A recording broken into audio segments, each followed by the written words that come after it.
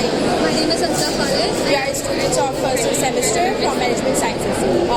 Today our project is Navigating Leadership and Management, a critical audit of United Banks Limited practices. So let's start from the introduction. United Bank Limited is one of the largest Pakistan commercial bank, which almost had 1,300 and 1,400 ATM banks. Have over 1,300 branches all over the country and 1,400 ATMs over Pakistan. They offers banking services and it is first bank which offers this. Their mission is to create a world where everyone can think strategically, growth and innovation, and customers are their first priority. Their vision is to be a world-class bank dedicated to excellence and to express the highest expectations of their customers and all the other stakeholders. Moving on to PESTEL analysis.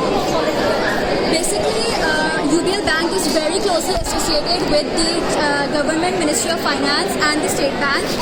So, whenever there is a monetary policy applied, when the interest rate, say from 21 is increased from 21 to 22%, monetary policy is applied and the interest rate decreases. And for the economical factor, whenever the inflation rises, there is the purchasing power decreases of the money, and the economy is affected as well as the banking industry is affected as well.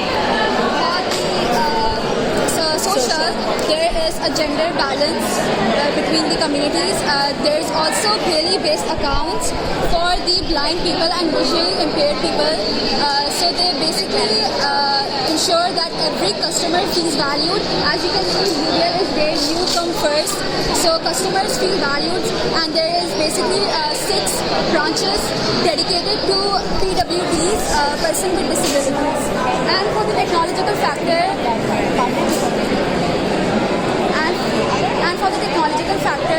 there is digital banking where everyone can via app and digital services can easily transact their money just by staying at home. There is no need to go at physical branches. There is no need of physical branching, and UBL has dedicated their branches to digital banking, so everyone can stay at home and do the transactions